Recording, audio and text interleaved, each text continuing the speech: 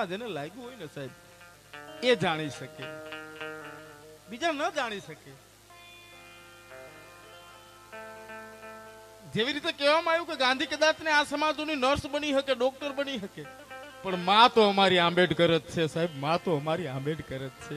જો તને લાગી સો તને જાણે, જેને લાગ્યું છે, જેને વીતું છે, જેને પોતાના જીવનમાંથી એક ક્ષણ વિતાવી છે, એ આંબેડકર. એટલે જ મને એક દાખલો યાદ આવે છે, મગધના રાજા બિંબિસાર. સાંભળજો, બહુ સમજવા જેવો દાખલો છે. મગધ જનપદ અને મગધના સમ્રાટ ત્યારે બિંબિસાર અને એના દીકરા એટલે કે અજાત શત્રુ. બિંબિસારનો દીકરો અજાત શત્રુ, મગધની રાજધાની. અને એમાં બને છે એવું કે અજાત શત્રુ એના બાપને એટલે કે બિંબિસારને જેલમાં કેદ કરી અને સત્તા ઉપર બેઠો છે. અજાત શત્રુ એના હગા બાપને બિંબિસારને જેલમાં કેદ કર્યો અને સત્તાની ભૂખમાં એ સત્તાને આસીન થયો, સત્તા ઉપર બેસી ગયો. હવે વર્ષો વીતા અને એની ઘેર દીકરાનો જન્મ થયો. દીકરાનો જન્મ થયો અને અંદરથી, કેમ કે સમજો, જયારે દીકરાનો જન્મ થાય કે દીકરીનો જન્મ થાય ત્યારે દીકરીને દીકરાનો જન્મ નથી થતો, તો એ માનો જન્મ થાય છે અને તો એ બાપનો જન્મ થાય છે. એ પેલા એની વેદના હોય ને ખબર નથી પડતી. આ ત્રણેયના જન્મ ભેગા થાય, એકલા દીકરા કે દીકરીને નથી થતો, તો એ બાપનો જન્મ થાય. એટલે એ અજાત શત્રુને ત્યારે ખબર પડી અને એની માને એટલું કીધું, માં આજ જ્યારે મારી ઘેર દીકરાનો જન્મ થયો છે અને હું એને એટલો પ્રેમ કરું છું, મને ખાલી એટલું જણાવી દે કે મારો બાપ બિંબિસાર મને કેટલો પ્રેમ કરતો હતો. અને ત્યારે એની માએ એને જવાબ આપ્યો, દીકરા મને જાજી તો ખબર ન પડે, પણ મને એટલી ખબર છે કે એક વખત તું ધગધગતું તપેલું હતું દૂધનું, અને દૂધનું તપેલું માં તે આંગળી નાખી દીધી ને તને ફરફોલો પડી ગયો અને તું દોડતો દોડતો મારી પાસે આવ્યો, પૂગ્યો તો અહીં ફરફોલો થઈ ગયો. તો હજી તો ત્યાં આવીને મને એમ જ કીધું કે મારા પિતા ક્યાં, મારા પિતા ક્યાં. અને હજી હું તને કઈ જવાબ દઉં એ પેલા તો તું રાજ દરબારમાં દોડ્યો ગયો અને રાજ દરબાર ભરીને તારો બાપ બિંબિસાર જયારે બેઠો તો એ રાજ દરબારની તે મર્યાદા તોડી અને તારા બાપની પાસે જઈને કીધું કે મને જો અહીં કંઈક થઈ ગયું છે. ને તારા બાપે ફરફોલો જોયો ને તેથી વિચાર નહોતો કર્યો, એ આંગળી તારા મોઢામાં નાખી દીધી અને ફરફોલો તૂટી ગયો, એમાંથી પરુ નીકળ્યું અને એ પરુનો ઘૂંટલો તારો બાપ તેથી પી ગયો હતો. પણ એ તે આંગળી તારી મોઢામાં નાખી અને પી ગયો હતો.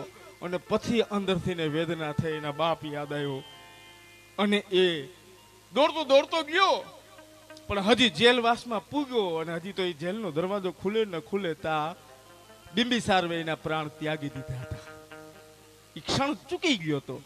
એટલે આ બધી વાતની જે મારે તમને વાત કેવી છે કે જે ક્ષણ મળી છે, જે ક્ષણ એને યાદ આવી ગઈ છે, અને ઈ બાપની વેદના ત્યારે જ ખબર પડી કે જ્યારે ઈ બાપ બન્યો. એટલે જ આમાં બધાને આ લગ્ન તો ગમે એની કૃપાથી થાય, પણ વરઘોડા તો સંવિધાનની કૃપાથી જ નીકળે છે. અને ભલે તમે ગમે એના નાદ ગુંજાવો જામનગર, તમે ગમે એના નાદ ગુંજાવી લ્યો, પણ તમારા વાહનના ચોકમાં જેથી લાકડી પડે ને તેથી એક જ અવાજ જામનગર માંથી નીકળે છે, જય જય જય જય જય ભીમ. આ ક્રાંતિનો અવાજ છે. આ પોતાનામાં જ્ઞાન બેઠું કરવાનો આગાજ છે. અરે જી, તમે વિચાર તો કરો કે આજ વિશ્વ આ વિભૂતિને વંદન કરવા માટે નીકળે છે. કેવડો જ્ઞાનનો એ સમંદર હશે. ત્યારે એક રચનાથી આજના કાર્યક્રમની અમે, અને આ એટલી માતાઓની હાજરી છે, એકવાર જોરદાર તાળીઓથી માતાઓની હાજરીને અમે વધાવીએ છીએ. આમ તો હું બહુ ઓછી નોંધ લઉં, પણ બહેનોની નોંધ ખાસ લઈ લઉં, કેમ કે તમારા ઉપર જ આધાર છે. આમાં તો કઈ નક્કી છે નહીં. આ નિરાધાર માણસો છે ભાઈ, જે થશે એ તમારાથી થશે.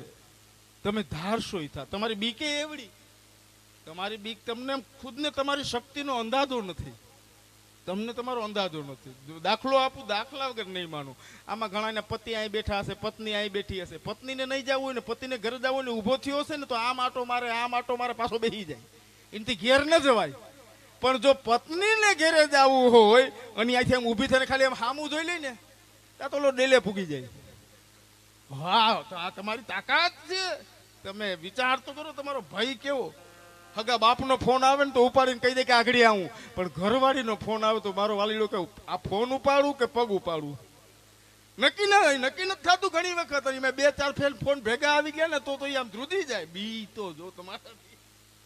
હા, એટલે આમાં તમારી બહુ શક્તિ છે અને અપેક્ષા તમારા તરફથી જ છે. તમે જે આવનારી પેઢીમાં વાવશો એ જ ઉગશે. તમારા ખોળામાં આવનારું ભવિષ્ય રમે છે. અને એટલે જ બાબા સાહેબે બહુ ચોખ્ખી વાત કરી, સ્ત્રી શિક્ષણની ભલામણ વાત કરી. કારણ કે એને ખબર હતી કે આ દેશનો પુરુષ ભણશે, નોકરી કરશે, 2 પૈસા કમાય ને 2 પેક મારીને હુઈ જાય.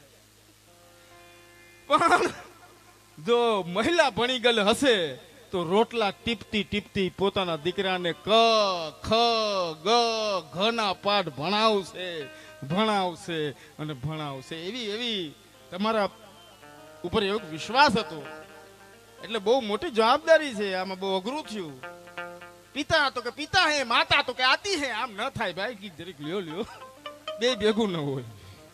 એટલે સમજણ છે ત્યારે એક મારી જ પાગલને યાદ કરી આજના કાર્યક્રમની હું શરૂઆત કરું છું. જ્યારે એપ્રિલના આ રૂડા અવસરને તમે વધાવવા માટે ભેગા થયા છો, જેને વિશ્વ વંદન કરે છે એ મહામાનવ ડોક્ટર બી આર આંબેડકરના જન્મોત્સવના આ કાર્યક્રમને ઈશ્વર શ્રીમાળી પાગલ બાબાના કલમે લખાયેલા છંદોથી આવો જીતુભાઈ શરૂઆત, આવો મકવાણા સાહેબ કરીએ. ત્યારે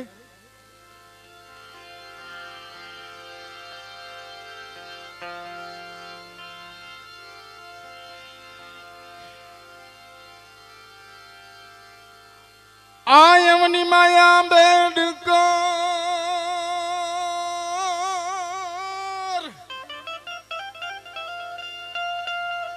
અને ઈ તો દલિત નો દાતાર, પણ મારો હાચો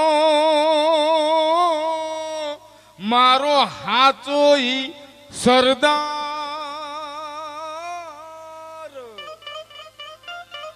હરે રે હું તો ભૂલું ન બાબા ભીમને, પણ મારો હાચો ઈ સરદાર.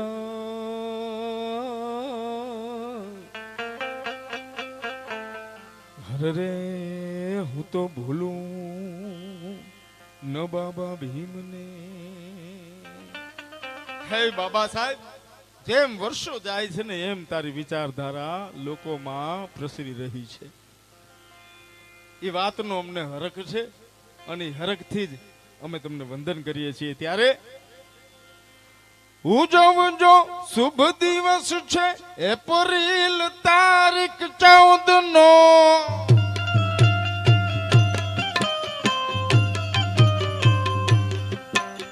દલિત પીડિત શોષિતોના મુક્તિદાતા ભીમનો.